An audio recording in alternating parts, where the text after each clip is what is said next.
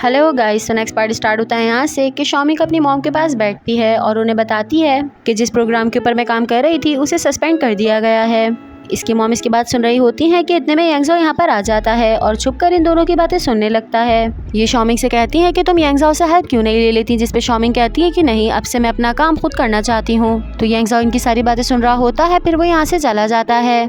अब next day का scene दिखाया जाता है कि शॉमिक बैठकर अपनी मॉम को खाना खिला रही होती है। इतने में इसके पास कॉल आती है तो वो रिसीव करती है और वो शॉमिक को बताते हैं कि हमें आपकी परफॉर्मेंस बहुत ज़्यादा पसंद आई है, हम चाहते हैं कि आप हमारे लिए परफॉर्म करें। शॉमिक ये सुनकर बहुत ज़्यादा खुश हो जाती है और उनसे पूछती है कि मुझे कहाँ आना है। वो बताते हैं मेरी बेटी की बर्थडे है तो तुम्हें उसकी बर्थडे पार्टी में आना है, और अगर वो तुमसे खुश हो गई तो मैं तुम्हारे लिए इन्वेस्टमेंट भी करूंगा। अब कुछ देर बाद का दिखाया जाता है कि शॉमिक लोकेशन पर पहुंचती है और इत्तेफाक से यहाँ पर जियांगजी आ जाता है और इससे पूछता है कि तुम यहाँ पर क्या कर रही हो। तो ये अपना बैग पीछे छुपाने लगती है, लेकिन जियांगजी छीन लेता है और इससे पूछता है कि तुम कॉस्ट्यूम लेकर साथ क्यों घूम रही हो। तो शॉमिक उसे बताती है कि आज मेरा शो है। तो जियांगजी कहता है कि यहाँ पर कैसा शो हो रहा है, और जब इसे पता चलता है कि एक बच्चे की पार्टी में परफॉर्म करने के लिए आई है तो इसे बहुत ज्यादा गुस्सा आता है। लेकिन शॉमिक फिर इसे समझाती है और घर के अंदर आ जाती है। घर की मेड जैसे इसको देखती है वो फौरन से किसी को कॉल करती हैं। बच्चे जैसे ही शॉमिक को देखते हैं वो बहुत ज्यादा खुश होते हैं। फिर वो उस बच्चे के साथ केक कट करती है और उनके लिए परफॉर्मेंस भी देती है। वो सब लोग बहुत ज्यादा एंजॉय कर रहे होते हैं और ये देखकर बच्चे के फादर भी बहुत ज्यादा खुश होते हैं। अब पार्टी एंड हो जाती है और वो शॉमिक से इन्वेस्टमेंट की बात कर रहे होते हैं। इतने में इनकी बच्ची भागती हुई आती है और उसके हाथ से वॉच गिरता है और वो खुद भी जमीन पर गिरने वाली होती है, लेकिन शॉमिक उसे बचा लेती है और उस बच्ची की जगह पर शॉमिक के हाथ में कांच घुस जाता है। बच्ची के फादर जैसे ही देखते हैं वो शॉमिक का हाथ पकड़ लेते हैं और कहते हैं मैं आपको दवा लगा देता हूँ। इतने में अचानक से इनकी वाइफ आ जाती है और वो बहुत ज्यादा गुस्सा करती हैं। शॉमिक को धक्का देती है और कहती है तुम मेरे हस्बैंड के साथ क्या कर रही हो। शॉमिक उनको सारी सिचुएशन के बारे में बताने लगती है, लेकिन वो शॉमिक की कोई भी बात नहीं सुनती। इतने में जियांगजी आता है और शॉमिक को इस तरह से देखकर वो बहुत ज्यादा गुस्सा करता है कि पहली बात तो ये कि आपने खुद ही इसको अपने घर पे बुलाया और अब जब ये आकर इतना अच्छा परफॉर्मेंस दे चुकी है तो आप लोग इसके साथ इस तरह कर रहे हैं। फिर इसे लेकर वहाँ से अपने घर पर आ जाता है और इसके हाथ पे बैंडेज लगाता है। शॉमिक को बहुत ज्यादा तकलीफ हो रही होती है और इसे तकलीफ में देखकर जियांगजी भी बहुत ज्यादा सैड होता है। अब नेक्स्ट सीन में दिखाया जाता है कि वो शॉमिक को घर छोड़ने के लिए आता है। इतने में यहाँ से जियांगजी बाहर निकल रहा होता है। वो जैसे इन दोनों को देखता है वो रुक जाता है। उसकी नजर शॉमिक के हाथ पे पड़ती है तो वो बहुत ज्यादा परेशान हो जाता है कि इसके हाथ को क्या हुआ, लेकिन कुछ भी नहीं बोलता। जियांगजी जैसे ही घर में आता है शॉमिक की मॉम उसे देखती है और शॉमिक से पूछती है कि क्या ये तुम्हारा बॉयफ्रेंड है। ये बात सुनकर यांगज़ो को बहुत जेलस फील होता है। शॉमिक उन्हें बताती है नहीं, ये यांगज़ो का कुलीग है। फिर ये इसके पास आती है और इससे पूछती है कि क्या तुम जा रहे हो, लेकिन यांगज़ो इसकी किसी भी बात का जवाब नहीं देता और वहाँ से चला जाता है। साथ ही एन का दिखाया जाता है कि वो उसी कंपनी के पास आया होता है जिन लोगों ने शॉमिक के डायरेक्टर के साथ कॉन्ट्रैक्ट खत्म किया है, और उनसे कहता है कि हम आप लोग के साथ कॉन्ट्रैक्ट साइन कर रहे हैं जिसके लिए हमने आपको मुंह मांगी कीमत दी है, लेकिन अब हमारी भी एक शर्त है कि आप उसी कंपनी को कांटेक्ट करेंगे जिसके साथ अभी आपने अपना कॉन्ट्रैक्ट खत्म किया है। अब क्योंकि ये इतना बड़ा कॉन्ट्रैक्ट है तो उनको कोई भी प्रॉब्लम नहीं होता और वो कहते हैं कि ठीक है, हम उन्हीं के साथ कांटेक्ट कर लेंगे। फिर यान यांगज़ो के पास जाता है और उन्हें सारी बातों के बारे में बताता है। साथ ही हमें शॉमिक का दिखाया जाता है कि वो जियांगजी के बताए हुए एफएम रेडियो ऐप पर रिकॉर्डिंग कर रही होती है। ये यहाँ पर पीटर पैन की कहानी सुना रही होती है और वहीं दूसरे कमरे में यांगज़ो बैठा होता है। वो भी ये ऐप ऑन कर लेता है और शॉमिक की वॉइस सुन रहा होता है। शॉमिक इतनी अच्छे से कहानी सुनाती है कि उसे सुनने में बहुत ज्यादा मजा आता है। वहीं शॉमिक के डायरेक्टर का दिखाया जाता है कि वो भी बैठे शॉमिक की स्टोरी सुन रहे हैं। अब नेक्स्ट डे सुबह का सीन दिखाया जाता है कि शॉमिक स्टूडियो आती है तो इसके डायरेक्टर बहुत ज्यादा खुश लग रहे होते हैं। वो इसे बताते हैं कि जिस कंपनी ने हमारे साथ कॉन्ट्रैक्ट कैंसिल किया था उन्होंने वापस हमें अप्रोच किया है और इस बार उन्होंने हमारे साथ लॉन्ग टर्म डील की है। ये सुनकर शॉमिक बहुत ज्यादा खुश हो जाती है और इन्हें कॉन्ग्रेचुलेट करती है। डायरेक्टर कहते हैं कि एजेंसी से टास्क आया है और मैंने कल रात तुम्हारी स्टोरी सुनी थी, तुमने बहुत अच्छे से एक्सप्लेन की, तो उस रोल के लिए तुम बिल्कुल सेट रहोगी। शॉमिक कहती है कि मैंने तो एफएम पे स्टोरी सुनाई थी और ये तो बिल्कुल डिफरेंट है, मुझे बिल्कुल भी नहीं आता।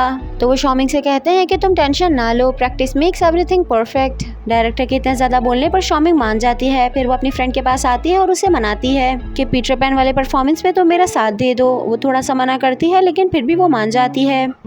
अभी अपने घर आ जाती है और अपने रोल की प्रैक्टिस कर रही होती है। इसकी मॉम और सिस्टर हुआ इसे देखकर बहुत ज्यादा खुश हो रही होती हैं। ये अपनी प्रैक्टिस पे इतना ज्यादा मगन होती है कि ये किसी पर भी फोकस नहीं करती कि अचानक से पीछे से यांगज़ो आ जाता है तो ये उसे देखकर शॉक्ड हो जाती है। फिर ये प्ले की स्क्रिप्ट देखता है तो शॉमिक से पूछती है कि क्या तुम मेरे शो में आओगे, वहाँ पर तुम्हारी मॉम भी आएंगी। लेकिन यांगजाओ कहता है कि जब का हम जब ही देखेंगे, और ये कहकर अपने रूम में चला जाता है। अब शो वाले दिन का सीन दिखाया जाता है कि शॉमिंग पीटर पैन बनती है और वो इसमें बहुत ज्यादा क्यूट लग रही होती है। साथ ही इसकी कॉलेज की फ्रेंड्स भी यहाँ पर मौजूद होती हैं। यहाँ पर जियांगजी आता है और जीटोंग उसको देखकर खुश हो जाती है, लेकिन जियांगजी डायरेक्ट शॉमिंग के पास जाता है और उसकी गाल पर किस करता है। ये देखकर वो बहुत ज्यादा जेलस होती है। शॉमिंग खुद भी हैरान हो जाती है कि ये क्या कर रहा है। वो शॉमिंग को अप्रिशिएट करता है और कहता है कि तुम बहुत अच्छा करोगी। शॉमिंग का शो देखने के लिए शॉमिंग के मॉम और सिस्टर हुआ, साथ ही डायरेक्टर और उनका बॉयफ्रेंड भी आए होते हैं। शो स्टार्ट होता है और पीछे वाले गेट से यांगजाओ भी यहाँ पर आ जाता है, लेकिन वो सबसे दूर बैठता है ताकि कोई उसे देख ना सके। शॉमिंग और उसकी दोस्त बहुत ही अच्छी एक्टिंग करती हैं और इन दोनों को देखकर लोग बहुत ज्यादा खुश होते हैं। लेकिन जैसे ही शो खत्म होता है, यांगजाओ यहाँ से फौरन चला जाता है। सामने यांगजाओ की मॉम और टियांगकोंग बैठे होते हैं और वो इसको देखकर बहुत ज्यादा खुश होते हैं। शॉमिंग भी टियांगकोंग को आवाज लगाती है और उसको हेलो करती है।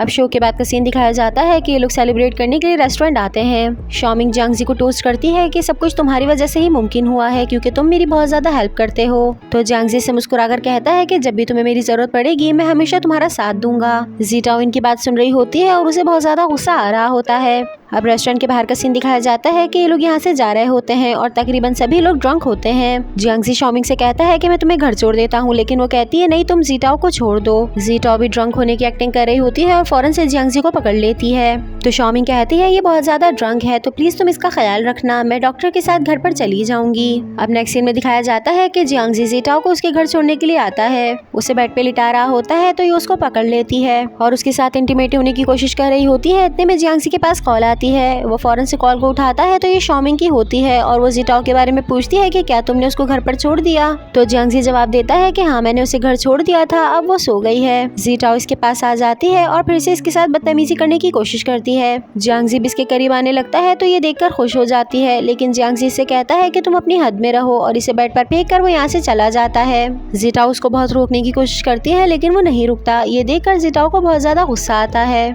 साथ ही शॉमिंग को दिखाया जाता है कि ये घर पहुंचती है तो सामने यांगजाओ बैठा होता है। ये उसके पास जाकर बैठ जाती है और उसे शो के बारे में बताने लगती है। बातों बातों में इसको वोमिट आने लगती है तो यांगजाओ उसके पास आता है और इसे उठाकर वॉशरूम लेकर जाता है। वोमिट करने के बाद शॉमिंग काफी हल्का महसूस करती है, फिर इसे बेड पर बिठाता है और कहता है कि जब तुम बर्दाश्त नहीं कर सकती तो इतना ड्रिंक क्यों करती हो। तो शॉमिंग कहती है कि हमारा शो बहुत अच्छा हुआ था, उसकी सेलिब्रेशन में हमने ड्रिंक की थी। फिर यांगजाओ यहाँ से चला जाता है और हमें नेक्स्ट सीन सुबह का दिखाया जाता है कि यांगजाओ का जो प्रमोशनल वीडियो है उसके लिए शॉमिंग को मॉडल चुना गया है। यहाँ शॉमिंग प्रैक्टिस कर रही होती है और वहीं डायरेक्टर और जियांगजी इसको देखकर मुस्कुरा रहे होते हैं कि ये कितना अच्छा परफॉर्म करती है। थोड़ी देर बाद शूटिंग एंड होती है तो जियांगजी शॉमिंग को पानी देने के लिए जाता है। पीछे से डायरेक्टर इन दोनों की पिक्चर्स खींच लेते हैं और वो किसी को सेंड करते हैं और जिसे वो पिक्चर्स सेंड करते हैं वो कोई और नहीं बल्कि जीटोंग होती है। जीटोंग डायरेक्टर से कहती है कि ये वीडियो तो मैं करना चाहती थी, मुझे नहीं पता अब आप मुझे किसी तरह से भी रोल मिले। तो डायरेक्टर कहते हैं चलो ठीक है, मैं तुम्हारे लिए कुछ बात करता हूँ। शॉमिंग का शूट खत्म हो जाने के बाद ये लोग एक मीटिंग रखते हैं और इसमें से डिस्कस कर रहे होते हैं। तो डायरेक्टर कहते हैं कि मुझे इसमें कुछ कमी लग रही है। शॉमिंग के साथ अगर कोई और बंदा ऐड हो जाए और वो इसके साथ गेम्स खेले तो ये बहुत ज्यादा अच्छा लगेगा। इस पर जियांगजी कहता है कि अब तो शूटिंग स्टार्ट होने वाली है और हमें पास इतना टाइम भी नहीं है कि हम दूसरा बंदा ढूंढ सके। तो डायरेक्टर कहते हैं कि मेरे पास एक बंदा है जो कि बहुत ज्यादा काबिल है और ये कहकर कॉल लगाते हैं। अब कुछ देर बाद का दिखाया जाता है कि मीटिंग रूम के अंदर जीटोंग एंटर होती है। जीटोंग जैसे अपने गॉगल्स उतारती है, शॉमिंग उसको देखकर शॉक्ड हो जाती है और उसे बहुत ज्यादा अफसोस भी होता है कि जहाँ पर शॉमिंग अपना काम स्टार्ट करना चाहती है वहाँ हर जगह जीटोंग आकर उसका सारा काम खराब कर देती है।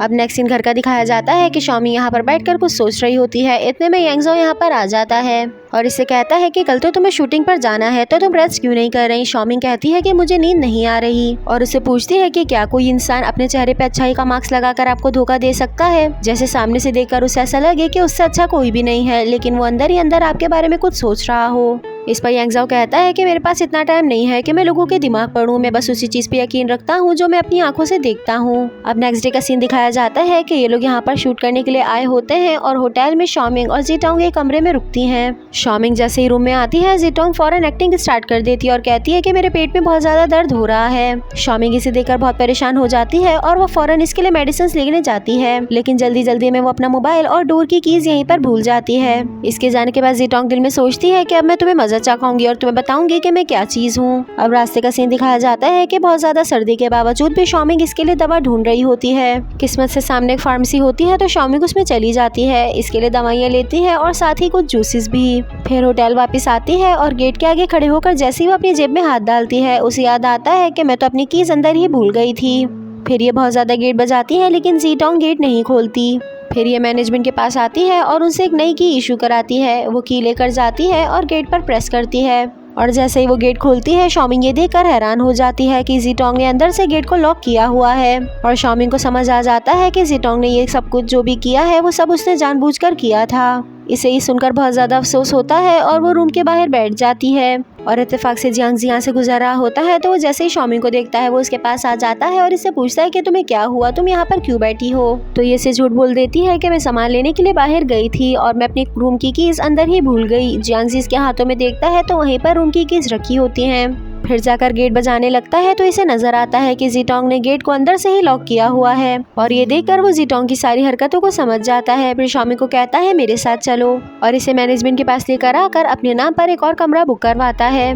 शॉमिंग जियांग को देख रही होती है और उसे बहुत ज्यादा दिल में खुशी होती है।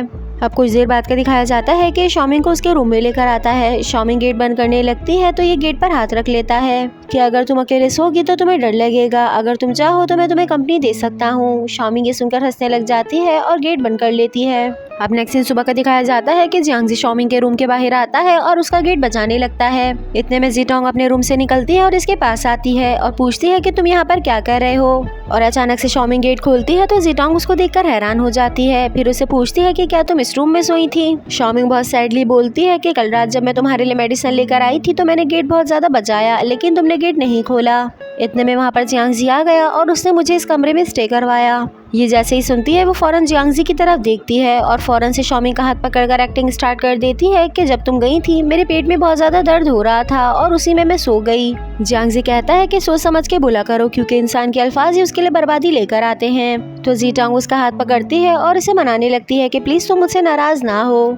इतने में यहाँ पर डायरेक्टर आ जाते हैं और इनसे कहते हैं कि तुम लोग यहाँ पे क्या कर रहे हो, शूटिंग स्टार्ट होने वाली है। अब नेक्स्ट सीन हमें शूटिंग का दिखाया जाता है कि शॉमिंग और ज़ीटोंग दोनों ही बहुत अच्छा परफॉर्म करती हैं और उन्हें देखकर डायरेक्टर बहुत ज्यादा खुश होते हैं। फिर शूटिंग खत्म होने के बाद जियांग डायरेक्ट यांगज़ाओ के ऑफिस में आता है तो यांगज़ाओ से पूछता है कि शूटिंग कैसे रही, क्या सब कुछ ठीक से हो गया। तो जियांग कहता है बिल्कुल सब कुछ अच्छे से हो गया, बल्कि मुझे तो शॉमिंग के साथ अकेले टाइम स्पेंड करने का मौका भी मिला। अगर उसके साथ मुझे किसी भी काम करने का मौका मिलता रहे तो मैं कभी भी नहीं थकूंगा, बल्कि मुझे तो मजा आएगा। इसकी बातें सुनकर यांगज़ाओ थोड़ा जेलस हो रहा होता है लेकिन वो कुछ नहीं कहता। साथ ही शॉमिंग अपनी फ्रेंड के साथ कॉलेज आती है और यहाँ का सर्वे कर रही होती है। ये लोग देखते हैं कि सामने ज़ीटोंग बैठी हैं तो ये फौरन से उसके पास आ जाती हैं। वहीं ज़ीटोंग बैठकर कंप्यूटर पे कुछ टाइप कर रही होती है। ये दोनों जैसे ही वो पढ़ती हैं बिल्कुल हैरान रह जाती हैं क्योंकि ज़ीटोंग शॉमिंग के बारे में उल्टी सीधी बातें लिख रही होती है कि उसने शूटिंग में बहुत कुछ किया और इस प्रोमोशनल वीडियो में आने के लिए वो कैमरामैन और डायरेक्टर के साथ भी सोई थी। ये शॉमिंग की बेस्ट फ्रेंड रह चुकी है लेकिन फिर भी उसके बारे में इतना गंदा सोचती है। ये देखकर शॉमिंग को बहुत ज्यादा अफसोस होता है। शॉमिंग की दोस्त से पूछती है कि तुम ये क्या कर रही हो। वो जैसे पीछे पलटती है वो इन दोनों को देखकर हैरान हो जाती है। सो गाइस अभी तक के लिए इतना ही। आई होप आप सबको एक्सप्लेनेशन पसंद आई होगी। अब हम मिलेंगे नेक्स्ट पार्ट में, जब तक के लिए अपना ख्याल रखिएगा। Bye bye and thank you so much for watching.